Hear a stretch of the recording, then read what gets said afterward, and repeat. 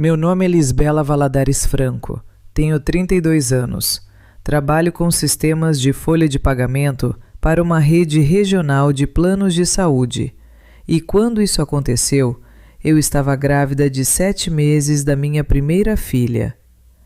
A noite em que meu marido me expulsou da nossa casa, a neve da forte frente fria que atingia São Joaquim caía com tanta força que eu mal conseguia ver o fim da entrada da garagem. Eu estava descalça na varanda da frente, vestindo apenas uma calça, legging de gestante e um suéter fino, com um braço abraçando minha barriga e o outro esmurrando a porta que Túlio havia batido na minha cara. Túlio, abra a porta. O vento engoliu metade da minha voz. Através da madeira, ouvi Berenice, minha sogra. Não deixe ela entrar. Meu casaco estava pendurado a uns 2 metros de distância no armário da entrada. Minhas botas estavam debaixo dele. Minhas chaves e meu celular também estavam lá dentro, porque Túlio os havia tirado de mim antes de colocar as mãos nos meus braços e me forçar a cruzar a soleira da porta. A temperatura estava abaixo de 0. A neve acumulava no meu cabelo e derretia contra o meu pescoço antes de se tornar dolorosamente gelada. Por favor, eu gritei, pense na bebê. Por vários segundos, nada aconteceu. Então, um abajur foi aceso na sala da frente. Nossas cortinas se moveram. Túlio apareceu atrás da janela. Ele olhou diretamente para mim. Berenice estava parada ao lado dele, com uma mão descansando no braço dele. Nenhum dos dois fez menção de abrir a porta. Nenhum pareceu surpreso ao me ver lutando. Minha filha se moveu dentro de mim, um movimento lento abaixo das minhas costelas. Pressionei as 2 mãos sobre a barriga, tentando protegê-la de um frio que já estava atravessando minhas roupas. Eu havia passado 5 anos acreditando que Túlio nos protegeria. Parada naquela varanda, percebi que ele estava esperando que eu ficasse assustada o suficiente para me render. Me aproximei da janela. Túlio, eu não consigo sentir meus pés. O rosto dele mudou. Por um breve segundo, o homem com quem me casei pareceu entender o que estava fazendo. Sua mão se ergueu em direção ao corredor. Berenice apertou o braço dele. Ela disse algo que eu não consegui ouvir através do vidro. Túlio olhou para a mãe, depois olhou de volta para mim e caminhou em direção à porta. O alívio me atingiu tão rapidamente que meus joelhos quase cederam. Coloquei a mão contra o batente e esperei a chave girar. E girou, mas na direção errada. A fechadura tetra deslizou para o lugar com um clique metálico e pesado. Túlio não tinha vindo me deixar entrar. Ele tinha vindo para ter certeza de que eu não conseguiria voltar para dentro. Fiquei encarando a porta, incapaz de processar o que havia ouvido. Aquela fechadura um dia representou segurança. Túlio a instalou depois que compramos a casa e prometeu que eu sempre estaria protegida ali. Agora, ele a havia usado para me trancar do lado de fora com sua filha ainda não nascida. Tentei esmurrar de novo, mas minhas mãos tinham ficado rígidas. Minha voz enfraqueceu. A varanda se inclinou sob mim e um aperto agudo cruzou meu abdômen. Agarrei o corrimão. Lá, dentro, 2 silhuetas permaneciam atrás da janela. Eles ainda estavam assistindo. Essa seria a parte da qual eu me lembraria mais claramente depois. Não o vento, não a neve preenchendo o espaço entre meus dedos dos pés, nem mesmo o medo de que algo estivesse acontecendo com minha bebê. Foi o fato de que eles me viram cair. Eles tiveram todas as oportunidades para abrir a porta. Eles escolheram não fazer. Minhas pernas cederam sob mim. Caí contra os degraus da varanda, com um ombro afundando na neve. A janela ficou embaçada até que sua luz amarela e quente se tornou um brilho sem forma. A última coisa que vi, antes de perder a consciência, foi Berenice fechando a cortina. Mas essa não foi a última vez que eles me viram naquela porta. Antes do amanhecer, retornei sob escolta da polícia militar. Eu ainda usava uma pulseira de hospital e, ao meu lado, estava um homem que Túlio acreditava estar morto há 18 anos. No momento em que Túlio abriu a porta e o reconheceu, todos os traços de cor desapareceram do seu rosto. Berenice gritou. Antes de explicar o que eles queriam que eu assinasse, ou quem realmente era o homem ao meu lado, inscreva-se no canal, ative o sininho de notificações e deixe um like neste vídeo.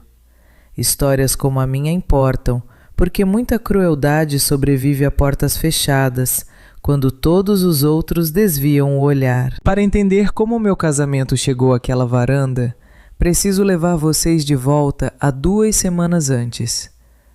A parte mais difícil de admitir é que Túlio nem sempre me tratou como uma inimiga.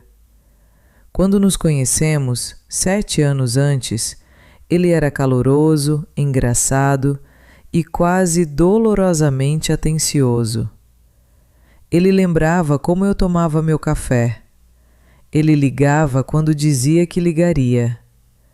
Quando meu carro quebrou durante o nosso segundo inverno juntos, ele passou a noite inteira consertando-o em um estacionamento congelante porque eu precisava dele para trabalhar na manhã seguinte.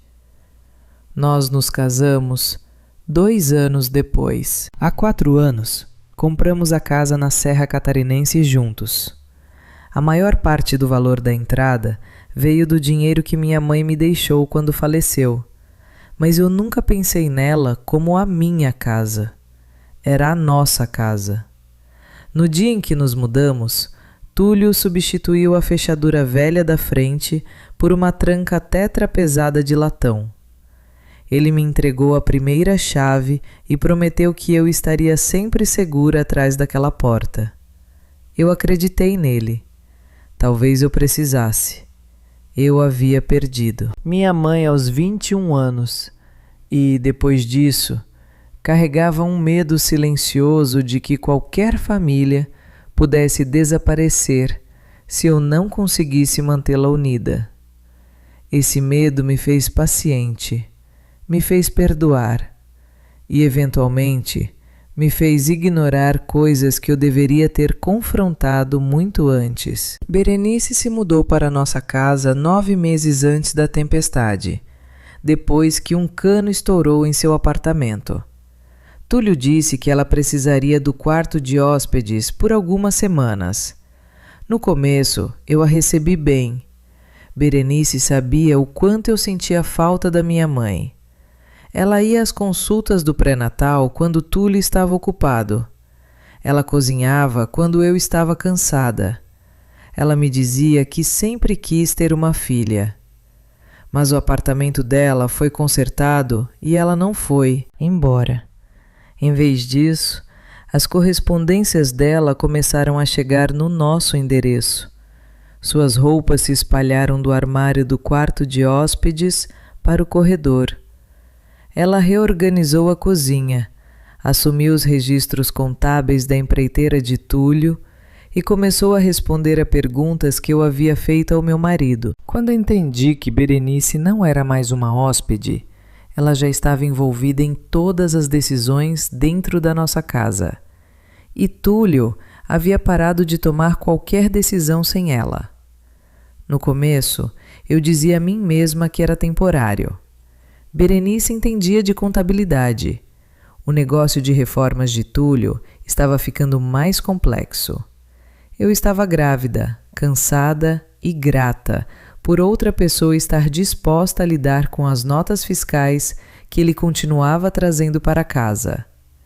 Mas Berenice não organizava simplesmente as contas dele. Ela filtrava informações. Se eu perguntasse a Túlio se um cliente havia pago, Berenice respondia. Se eu perguntasse se podíamos pagar pelos móveis do quarto da bebê que tínhamos escolhido, ela dizia que precisávamos ter cuidado. Quando questionei por que Túlio estava trabalhando até mais tarde, enquanto trazia menos dinheiro para casa, ela me lembrou que a construção civil tinha temporadas imprevisíveis. Túlio raramente a contradizia. Uma noite, entrei na cozinha e os encontrei sentados debruçados sobre o notebook dele. Recibos e extratos bancários cobriam a mesa. No momento em que me viram, Berenice fechou o computador. O que está acontecendo? Negócios, ela respondeu. Olhei para Túlio. Eu perguntei a você. A expressão dele ficou tensa. Minha mãe está me ajudando a resolver um problema de fluxo de caixa. Que tipo de problema? Um que eu estou resolvendo. Berenice começou a recolher os papéis. Você já tem o suficiente para se preocupar com a bebê? Ela disse. Deixe o Túlio prover para a família dele. Suou atencioso, até eu notar que ela não havia respondido à minha pergunta. 2 manhãs depois, chegou um e-mail de uma credora financeira que eu nunca havia usado.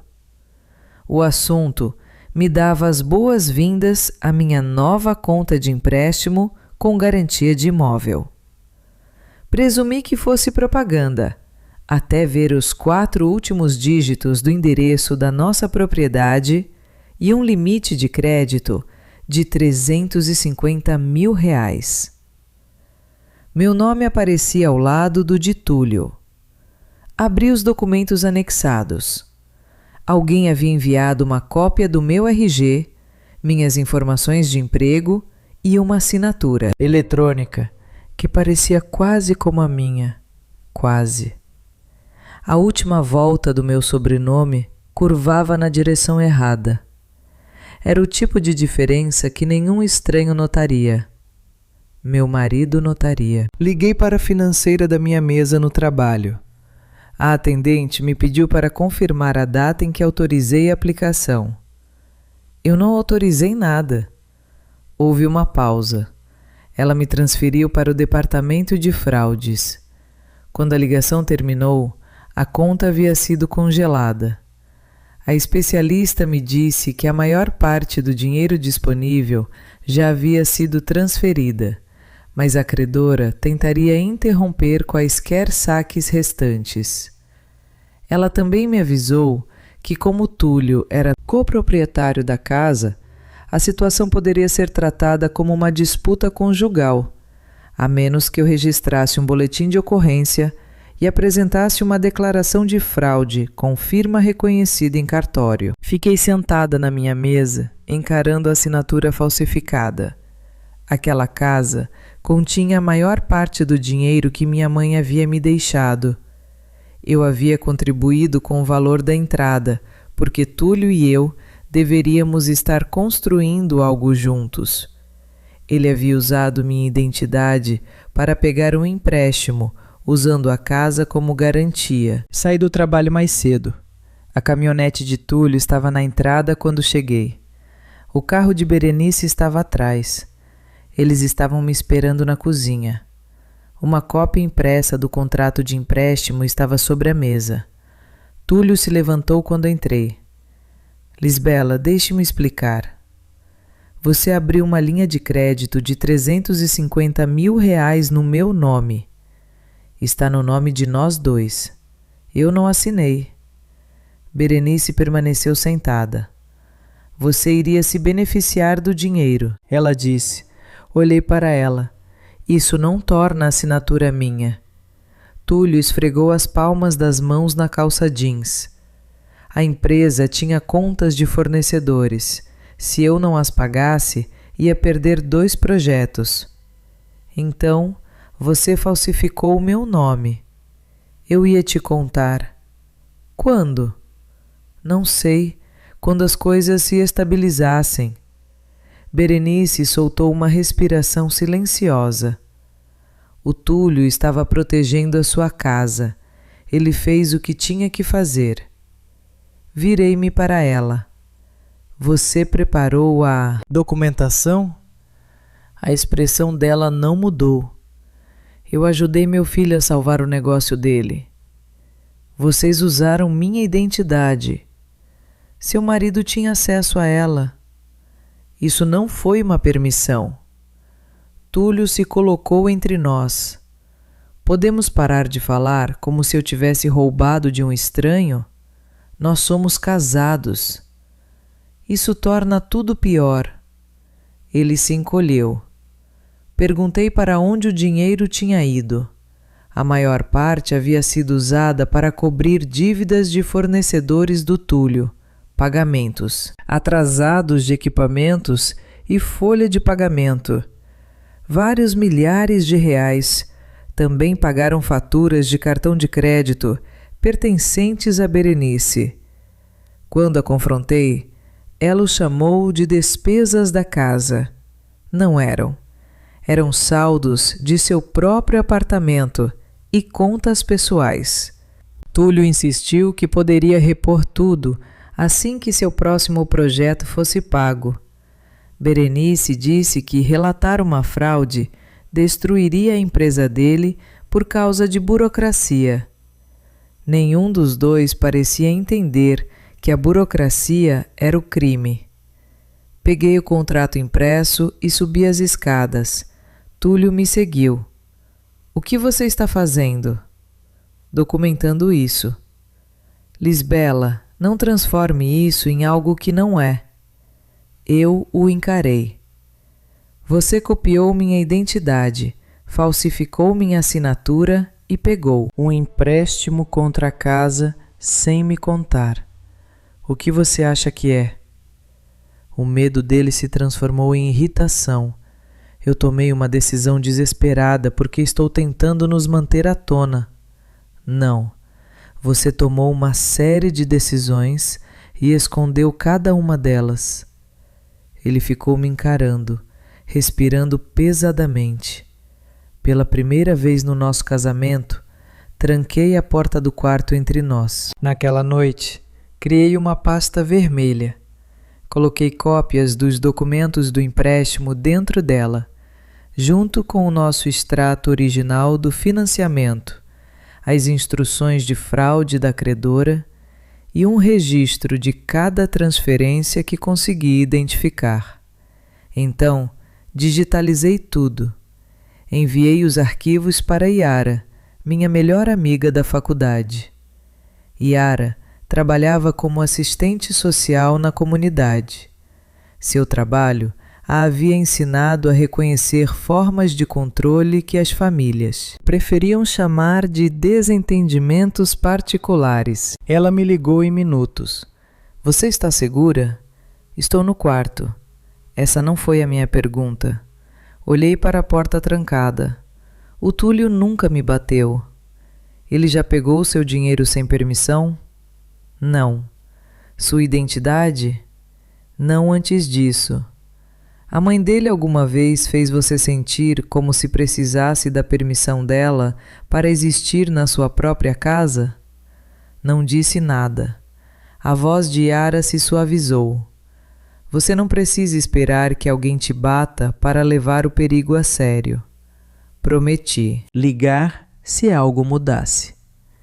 Ela me fez enviar a ela as informações de contato da financeira e nosso endereço de novo, mesmo ela já sabendo. Antes de encerrarmos a ligação, ela me pediu para ficar com ela. Recusei. Eu ainda acreditava que Túlio poderia admitir o que havia feito. Eu achava que a combinação certa de provas, paciência e consequências poderia trazer de volta o homem que uma vez consertou meu carro em um estacionamento congelante. Esse foi o meu erro mais antigo. Continuei acreditando que, se eu explicasse o dano claramente o suficiente, a pessoa que o causou se tornaria a pessoa que o interromperia. Na manhã seguinte, procurei nossos papéis originais de fechamento do imóvel. Eles não estavam mais no armário do escritório, onde eu os guardava. Verifiquei as prateleiras do porão, o quarto de hóspedes e, finalmente, o armário do corredor que Berenice havia tomado conta. Atrás de uma pilha de arquivos dela, encontrei um pequeno cofre de metal. A chave estava guardada na mesa onde Berenice mantinha os carimbos da empresa do Túlio. Dentro estavam os papéis da casa, mas não eram os únicos documentos lá. Um maço de envelopes estava embaixo deles, amarrado com um elástico velho. Cada envelope era endereçado a Túlio. O nome do remetente era Valdir Franco. Eu o reconheci imediatamente. Valdir era o pai do Túlio. De acordo com Berenice, ele havia sido um alcoólatra abusivo que desapareceu quando Túlio tinha 8 anos.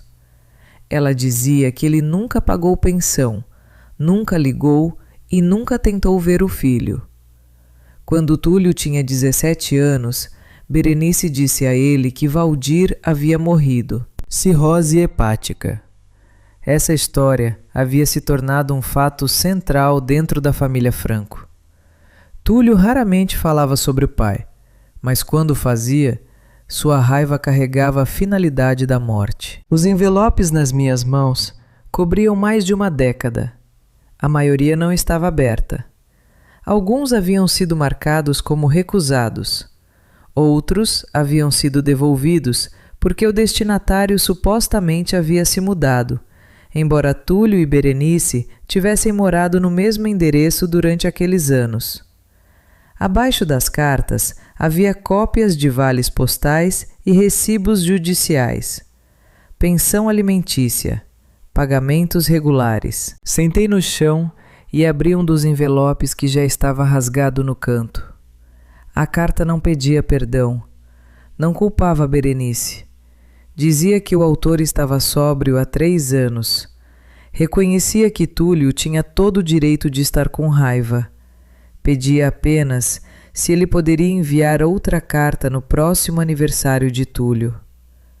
O envelope havia sido devolvido. Procurei no cofre por uma certidão de óbito. Não havia nenhuma. Naquela noite, depois que Berenice e Túlio estavam dormindo, pesquisei registros públicos. Nenhum obituário batia com a data que Berenice nos tinha dado. Nenhum registro de óbito aparecia sob o nome completo de Valdir. O que encontrei, em vez disso, foi um registro comercial atual para uma oficina mecânica de frota em Lages, cidade vizinha. O sobrenome do proprietário era Franco. Fiquei encarando o número de telefone por quase 1 hora antes de ligar. Um homem mais jovem atendeu. Perguntei se o dono da oficina estava disponível. Quem devo dizer que está ligando? Lisbela Franco. Seguiu-se um silêncio. Então, o homem pediu meu número. 20 minutos depois, meu telefone tocou de um número bloqueado. A voz do outro lado era mais velha e cautelosa. Como você conhece esse nome? Encontrei cartas endereçadas ao meu marido. Outro silêncio. O seu marido é... Minha mão apertou o telefone. Sim. O homem exalou lentamente. O que a Berenice te contou? Que a pessoa que escreveu essas cartas morreu há 18 anos. Ele não respondeu imediatamente. Quando finalmente falou, sua voz havia mudado. A Berenice contou muitas histórias. Algumas delas começavam com a verdade. Isso foi tudo o que ele disse durante a primeira ligação. Ele não pediu para falar com Túlio. Ele não exigiu saber onde morávamos. Ele perguntou se eu estava segura, se Berenice sabia que eu tinha encontrado as cartas e se Túlio as tinha visto alguma vez. Eu disse que não. Antes de encerrar a ligação, ele disse algo que eu não esperava. Não confie em mim, porque essas cartas existem. Eu dei motivos reais para Berenice me temer no passado. Nos dias seguintes, nós falamos mais 2 vezes. O homem admitiu que o álcool havia controlado sua vida durante a infância de Túlio. Ele havia dirigido bêbado. Durante seu confronto final com Berenice, ele quebrou parte de uma porta enquanto Túlio estava dentro de casa. Berenice obteve guarda exclusiva e uma medida protetiva temporária. Ele não contestou nada disso. Eu era perigoso, ele disse. Não todo dia, não de todas as formas, mas o suficiente para que eles merecessem proteção. 3 anos depois, ele ficou sóbrio. Pagou a pensão determinada pela justiça e começou a enviar cartas pelos canais permitidos. A maioria voltou.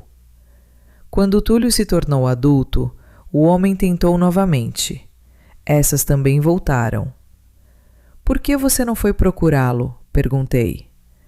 Porque a vergonha pode parecer muito com respeito quando você é a pessoa se escondendo atrás dela. Ele me disse que havia acreditado que Túlio não queria contato. Não contei a ele sobre o empréstimo no começo, mas quando mencionei que Berenice havia escondido documentos financeiros junto com suas cartas, ele ficou em silêncio. Ela sempre entendeu que controlar a papelada significava controlar a história. Combinei de me encontrar com ele em um local público na manhã de sexta-feira. Ele disse que traria os registros originais de pensão e todas as cartas devolvidas que ele havia guardado. Uma tempestade de inverno era esperada para a noite de quinta-feira. Como a estrada na serra entre Lages e São Joaquim poderia ficar perigosa, ele reservou uma pousada do meu lado da cidade, em vez de correr o risco de perder o encontro. Eu contei a Yara onde planejávamos nos encontrar. Então, criei mais uma precaução. Se Túlio ou Berenice descobrissem o que eu estava fazendo e eu me sentisse insegura, eu enviaria 2 palavras para o número bloqueado. Pasta vermelha. Era simples o suficiente para digitar rapidamente e específico o suficiente para o destinatário entender. O plano pareceu exagerado quando o fiz. 2 noites depois, salvou a minha vida. Na manhã de quinta-feira, a especialista em fraudes da financeira ligou. Ela havia concluído a análise preliminar. A solicitação eletrônica mostrava irregularidades. Mas ela ainda precisava da minha declaração assinada antes das 9 horas da manhã seguinte. Se você confirmar que a assinatura é sua, ela explicou, a conta pode ser tratada como dívida conjunta autorizada.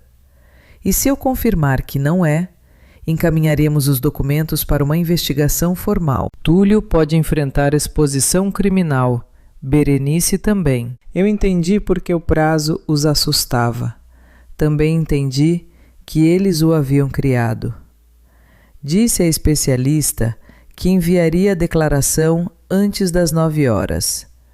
Naquela tarde, Túlio me ligou 6 vezes enquanto eu estava no trabalho. Não atendi. Berenice enviou uma mensagem me pedindo para ir direto para casa, porque o clima estava piorando.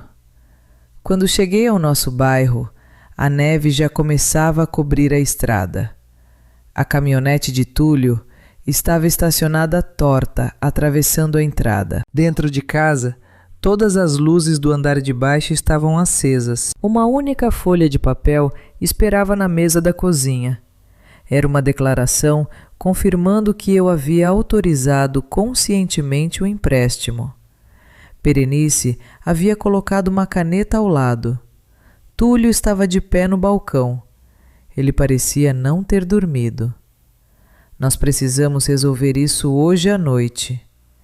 Tirei minhas luvas lentamente. Não há nada para resolver. Se você entregar essa declaração, os investigadores vão começar a ligar para os clientes. Eles vão investigar por quê. Você falsificou minha assinatura. Eu peguei dinheiro emprestado contra a nossa casa para salvar minha empresa. Você também pagou a dívida da sua mãe. Berenice estava sentada em frente à declaração não assinada. Aquele dinheiro permitiu que eu continuasse disponível para ajudar vocês dois. Você tinha um apartamento consertado. A boca dela ficou tensa. Isso não é sobre onde eu moro. Não, é sobre você decidir que tudo que pertence a mim também pertence a você. Túlio bateu no balcão com a lateral da mão. Pare de atacá-la. Eu o encarei. Ela ajudou a falsificar o meu nome. Ela me ajudou. Isso não é uma defesa. O vento empurrava neve contra as janelas. Lá fora, a estrada principal já devia estar coberta de gelo, quase intransitável, como sempre acontecia quando uma frente polar mais forte chegava à serra. Berenice empurrou o papel na minha direção. Assine. A empresa sobrevive. Sua casa continua paga e sua filha nasce em uma família estável. Minha filha já está dentro de uma família instável. O rosto de Túlio mudou. Não diga isso. Então me diga que estou errada. Me diga que você não falsificou minha assinatura. Me diga que sua mãe não usou o dinheiro. Me diga que você teria confessado se a credora não tivesse me contatado. Os olhos dele se desviaram. Berenice respondeu por ele. As famílias sobrevivem porque alguém está disposto a tomar decisões difíceis. E quem decidiu que eu deveria arcar com as consequências? Você é a esposa dele. Isso não me torna dano colateral. Coloquei minha bolsa na mesa e peguei meu celular. Túlio me observou. Para quem você está ligando? Para ninguém ainda. Abri minhas mensagens debaixo da mesa e digitei 2 palavras. Pasta vermelha. A mensagem apareceu como entregue. Eu mal havia baixado o celular quando Túlio o tirou da minha mão. Devolva isso. Para quem você mandou mensagem? Não é da sua conta. Eu sou o seu marido. E eu sou a pessoa cuja identidade você roubou. Berenice se levantou. Lisbela, abaixe o seu tom de voz. Eu quase ri. O absurdo de receber ordens para permanecer educada, enquanto eles exigiam que eu legitimasse um crime, finalmente rompeu o meu medo. Não. Foi só uma palavra, mas a sala inteira mudou. Tentei pegar meu celular. Túlio puxou-o para longe. Assine a declaração primeiro. Você não pode reter minha propriedade até eu assinar. Então pare de agir como se fôssemos estranhos. Dei um passo em direção ao corredor. Estou indo embora. Berenice se moveu para entre mim e o armário. Você não vai tirar documentos desta casa. Os documentos já estão salvos em backup. Pela primeira vez naquela noite, ela pareceu assustada. Onde? Não respondi. Túlio agarrou meu braço. Seu aperto foi forte o suficiente para me parar. Solte. Nós vamos terminar essa conversa. Você está me machucando. Os dedos dele afrouxaram, mas Berenice já estava abrindo a porta da frente. O vento jogou neve no chão da sala.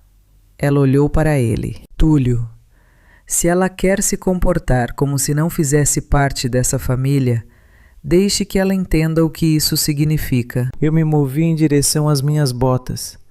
Berenice chutou-as mais para o fundo, para debaixo do banco. Túlio segurou meus 2 braços. Eu me desvencilhei. Não encoste em mim. Ele parecia aterrorizado. Não de me machucar, de que eu fosse embora sem assinar. Eu só preciso até amanhã de manhã, ele disse. Você teve meses para me contar a verdade. Ele me empurrou além da soleira. A porta bateu atrás de mim. Foi assim que fui parar na varanda onde essa história começou. Os murros, a janela, o rosto de Túlio atrás do vidro, a mão de Berenice no braço dele. Já contei essas partes para vocês. O que eu não sabia, enquanto desmaiava, era que a minha mensagem havia chegado à pousada a 6 quilômetros de distância. O homem com quem eu havia marcado o encontro viu as palavras pasta vermelha e ligou imediatamente para os serviços de emergência, 190 e SAMU. Ele dirigiu em direção à casa enquanto continuava na linha com o atendente. Eu não me lembro dele chegando à varanda. Minha primeira memória clara depois da tranca foi a voz de um homem me dizendo que a ambulância estava a caminho. Um casaco havia sido colocado sobre mim. Alguém estava segurando a minha cabeça enquanto o vento jogava neve contra nós. Tentei perguntar sobre minha bebê, mas meus dentes estavam batendo com muita violência. A ajuda chegou, o homem disse. Fique comigo. Luzes vermelhas piscaram pela neve. Os paramédicos me levantaram na maca. Um deles perguntou: há quanto tempo eu estava lá fora? Eu não sabia. O homem respondeu que havia me encontrado inconsciente e que as pessoas lá dentro não haviam aberto a porta. Um policial foi até a casa enquanto a equipe da ambulância me atendia. Túlio não saiu. Berenice também não. No hospital, as enfermeiras tiraram minhas roupas molhadas e me cobriram com cobertores aquecidos. Monitores foram colocados sobre minha barriga. Por vários segundos insuportáveis, a sala ficou em silêncio, exceto pelos equipamentos sendo ajustados. Então, os batimentos cardíacos da minha filha preencheram o espaço. Rápidos, constantes, vivos. Fechei os olhos e chorei. A exposição ao frio havia desencadeado contrações, mas elas aliviaram com o calor e os fluidos. Minha obstetra me disse que a bebê parecia estável. Ela queria me manter em observação por várias horas e me avisou para voltar imediatamente se as contrações recomeçassem. Uma policial pegou meu depoimento ao lado da cama do hospital. Contei a ela sobre o empréstimo, a declaração não assinada, Túlio pegando meu celular, Berenice bloqueando meu casaco e botas e a fechadura tetra. Eles a viram desmaiar? Sim. Tem certeza? Eu estava olhando para eles através da janela. A policial anotou. Yara chegou pouco depois da meia-noite. Ela deu uma olhada para mim sob os cobertores aquecidos e pressionou as 2 mãos sobre a boca. Então, ela cruzou o quarto e me abraçou com cuidado. Eu devia ter ido embora antes, sussurrei. Não, ela disse. Eles é que nunca deveriam ter feito isso. O homem da varanda continuou no corredor. Ele não tentou entrar até eu pedir. Quando ele entrou, ficou perto da porta. Ele estava na casa dos 60 anos, com ombros largos, cabelos prateados e mãos marcadas por décadas de trabalho mecânico. A neve derretida escurecia os ombros do casaco dele. Você recebeu a mensagem, eu disse. Ele assentiu. Eles o viram? Ainda não. Olhei para a pulseira do hospital no meu pulso. Meus remédios, identidade, computador de trabalho e cada peça de roupa que eu possuía ainda estavam dentro da casa. A pasta vermelha física também estava, embora Yara tivesse as cópias eletrônicas. A policial explicou que, como eu era coproprietária do imóvel, a polícia poderia me acompanhar para recuperar os pertences essenciais. Ela me aconselhou a não retornar sozinha e a não permanecer na casa. O hospital me deu alta logo depois das 3 horas, com instruções rígidas e outro exame agendado. Antes do amanhecer, 2 policiais dirigiram conosco de volta para casa. Yara seguiu em seu carro.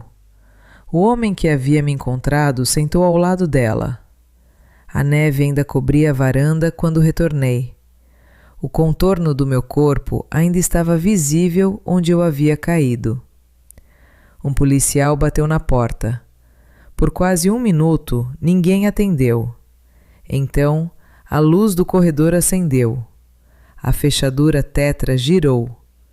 Túlio abriu a porta, vestindo as mesmas roupas de mais cedo. Seus olhos foram primeiro para os policiais, depois para mim.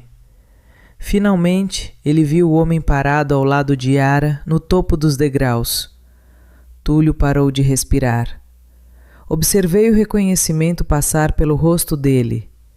Ele conhecia aquele rosto das poucas fotografias de infância que Berenice não havia conseguido destruir. O homem ao meu lado era Valdir Franco, pai de Túlio. O homem que Berenice havia declarado morto 18 anos antes. A cor sumiu do rosto de Túlio. Atrás dele, Berenice entrou no corredor.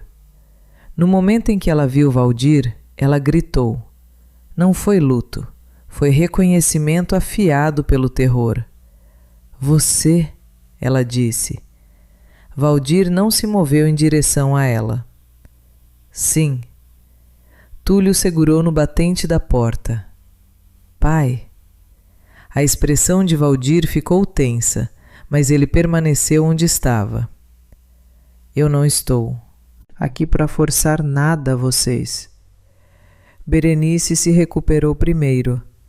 Tire ele da minha propriedade. Um policial olhou para ela. Esta residência é de propriedade conjunta de Lisbela e Túlio Franco. Estamos aqui para que a senhora Franco possa recuperar pertences essenciais. Berenice apontou para Valdir. Ele é perigoso. A voz de Valdir permaneceu calma. Eu vou ficar lá de fora. Você devia estar morto. Túlio se virou para a mãe. A frase atingiu com mais força a dor que a própria presença de Valdir. Devia estar? O rosto de Berenice paralisou. Entrei pela porta com um policial. A casa estava quente. Isso não deveria importar, mas importava. O calor tocou minha pele, enquanto a neve continuava nos sapatos emprestados que eu usava e por um momento mal consegui me mover. Túlio estendeu a mão na minha direção. O policial entrou entre nós. Lisbela, por favor, Túlio disse. Eu não sabia que você ia desmaiar. Você ficou me olhando. Eu estava indo abrir a porta. Você trancou. Minha mãe. Você girou a tranca. Ele olhou para o chão.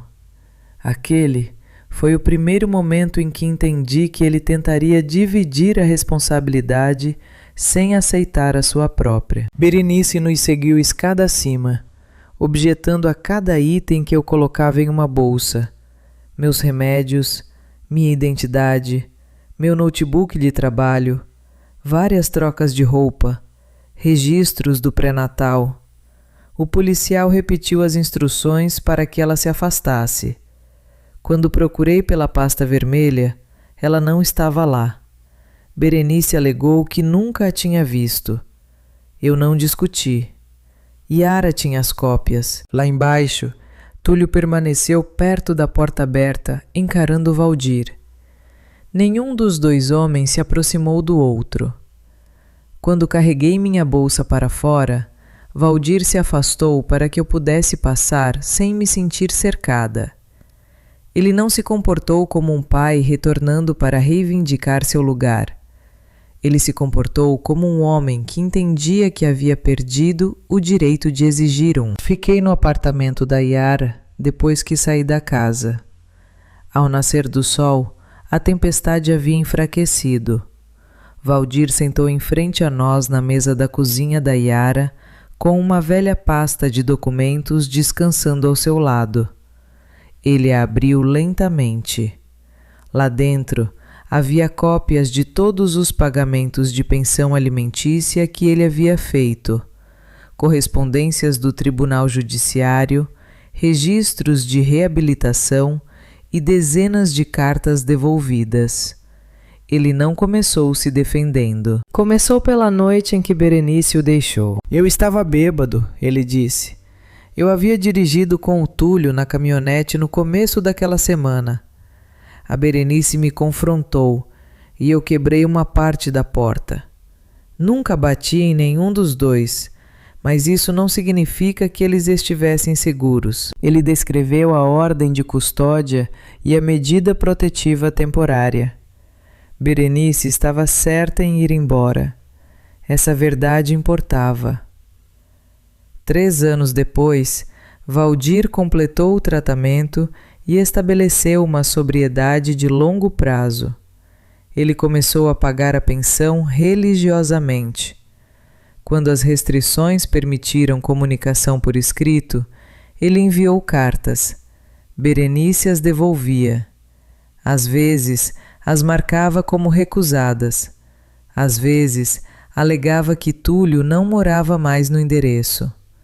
Quando Túlio fez 18 anos, Valdir enviou cartas diretamente para ele. Elas também foram devolvidas. Eu poderia ter ido até a casa, Valdir disse. Eu poderia ter exigido provas de que o próprio Túlio estava recusando-as.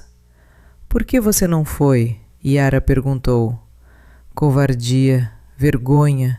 Eu dizia a mim mesmo que estava respeitando a escolha dele, porque isso doía menos do que admitir que eu tinha medo de que ele me rejeitasse na minha cara.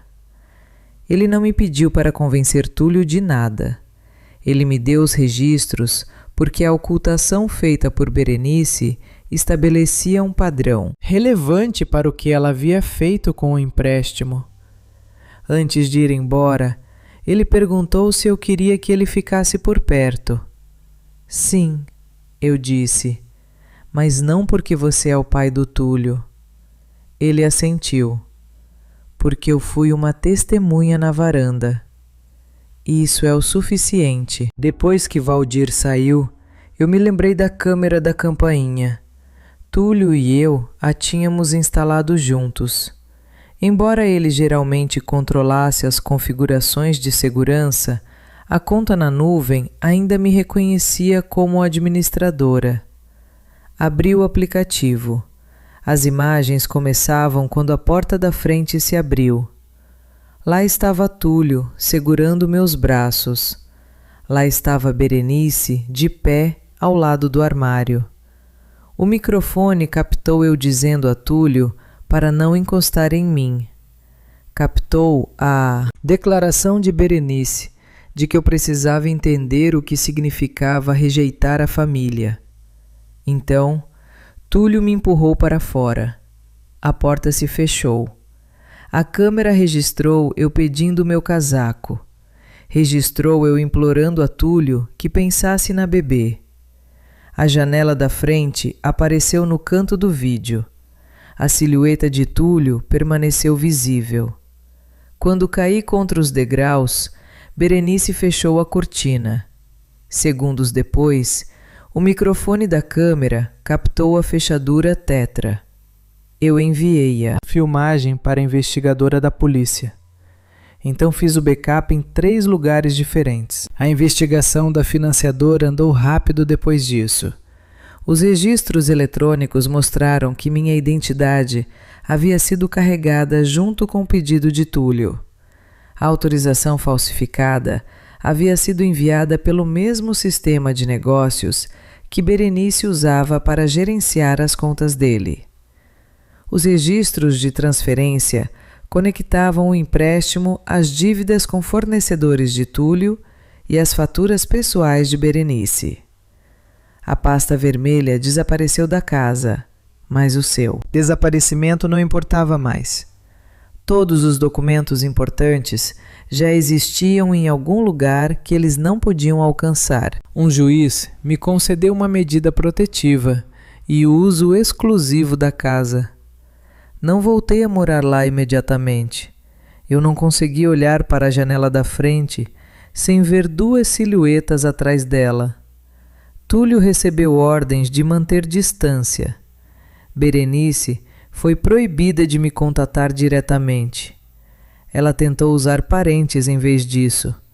Eles ligavam para me dizer que ela tinha entrado em pânico. Diziam que o aparecimento de Valdir havia reaberto traumas antigos. Me lembravam que a empresa de Túlio empregava outras pessoas e que uma investigação criminal afetaria mais do que o nosso casamento. Eu dava a mesma resposta para todos.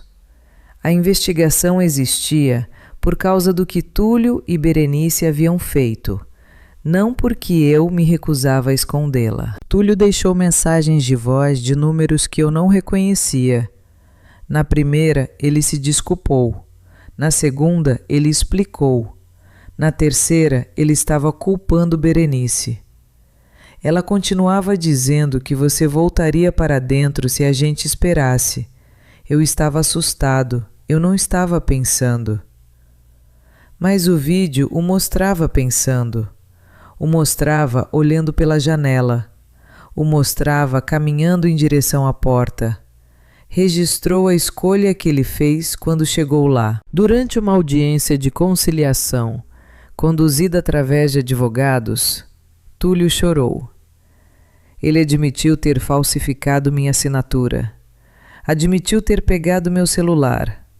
Admitiu ter me forçado para fora. Então ele disse a frase que encerrou qualquer incerteza que ainda restava dentro de mim. Eu nunca quis que nada disso acontecesse. Por anos, esse tipo de declaração me comoveria. Eu teria me concentrado na intenção, porque a intenção deixava espaço para perdoar. Desta vez, foquei nas decisões.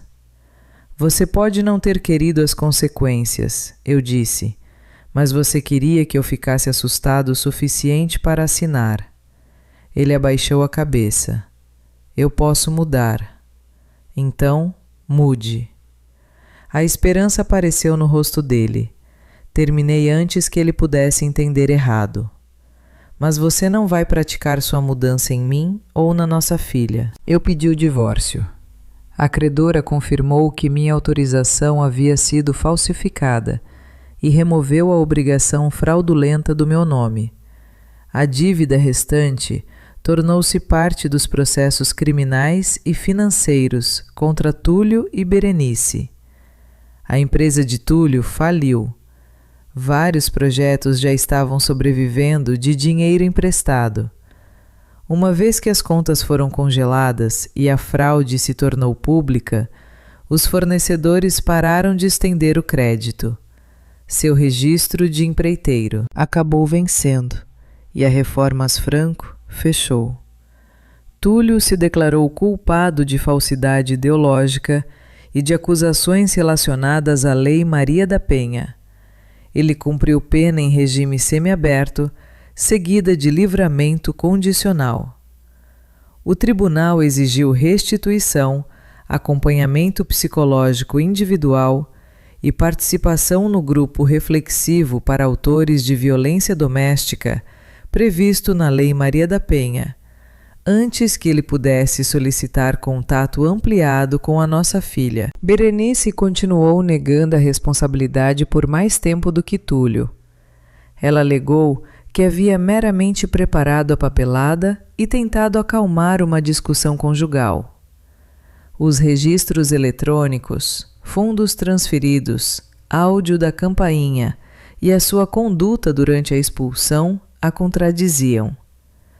Ela sofreu consequências legais pelo seu papel na fraude financeira e na agressão. Foi obrigada a pagar restituição e permaneceu sujeita à ordem de restrição que protegia a mim e a Serena. A casa foi vendida durante o divórcio.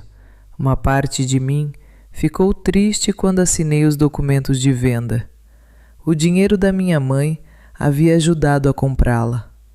Eu havia imaginado trazer minha filha para casa por aquela porta da frente.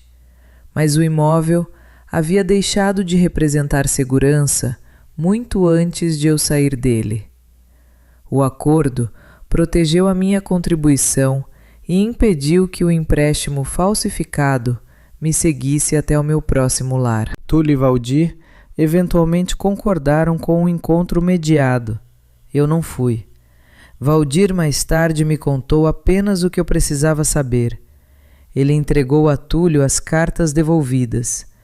Ele admitiu o alcoolismo, a direção embriagada, a porta quebrada e os anos em que Túlio havia precisado de um pai que não era capaz de ser um. Ele não usou as mentiras de Berenice para pagar seus próprios fracassos. Túlio perguntou por que ele não havia lutado mais. Valdir respondeu, com honestidade. Ele tinha vergonha. O encontro não gerou perdão instantâneo. Não restaurou 18 anos perdidos. Mas Túlio saiu com uma versão da sua história que não pertencia mais inteiramente a Berenice. 2 meses após a tempestade, entrei em trabalho de parto. Yara ficou comigo a noite inteira. Quando a enfermeira colocou Serena no meu peito, eu contei cada dedinho e observei o levantar lento de suas costas sob o cobertor. Por meses, eu acreditei que dar a ela uma família significava preservar o meu casamento. Segurando-a, finalmente entendi que a minha responsabilidade nunca tinha sido manter todos os adultos juntos. A minha responsabilidade era construir uma vida na qual ela nunca fosse ensinada de que o amor exigia abrir mão de sua segurança. As primeiras visitas de Túlio a Serena foram supervisionadas. Ele seguia as regras porque quebrá-las teria encerrado as visitas. Se a obediência se tornaria uma mudança genuína, continuava sendo responsabilidade dele. Eu não lhe prometi perdão. Também não prometi perdão a Valdir em nome de Túlio. A relação de Valdir com Serena se desenvolveu com cuidado. Ele ligava antes de visitar. Ele aceitava um não sem discutir. Nunca se referiu a si mesmo como o homem que nos salvou. Quando agradeci a ele por ter ido até a varanda, ele me corrigiu. Você mandou a mensagem. Eu respondi. Essa distinção importava. Yara continuou sendo a pessoa para quem eu ligava quando Serena tinha sua primeira febre, quando eu me sentia sobrecarregada e quando o silêncio de ser mãe solo se tornava mais pesado do que eu esperava. Ela me apoiava sem tomar as rédeas. Foi assim que aprendi a diferença entre ajuda e controle. No inverno seguinte, Serena e eu estávamos morando em uma casa menor, a vários quilômetros do bairro antigo. Não tinha a ampla janela na frente ou a grande escadaria que eu um dia havia amado. O quartinho do bebê era pequeno. Meu escritório dividia o espaço com a mesa de jantar. Mas cada conta carregava minha autorização. Cada chave pertencia a alguém em quem eu confiava. Quando a primeira neve forte começou a cair, fiquei ao lado da nova porta da frente com Serena dormindo contra o meu ombro. Por um momento, o vento contra o vidro me levou de volta àquela varanda. Eu me lembrei do frio sob os meus pés, lembrei-me do rosto de Túlio atrás da janela. Lembrei-me do som da fechadura tetra deslizando para o lugar. Então Serena se moveu nos meus braços. Olhei ao redor da sala silenciosa e girei a nova tranca. O som era diferente agora. Ninguém estava sendo punido. Ninguém estava sendo trancado do lado de fora. A porta estava trancada porque Serena e eu estávamos seguras lá dentro e porque finalmente entendi que segurança não era algo que outra pessoa me prometia. Era algo que eu tinha o direito de escolher.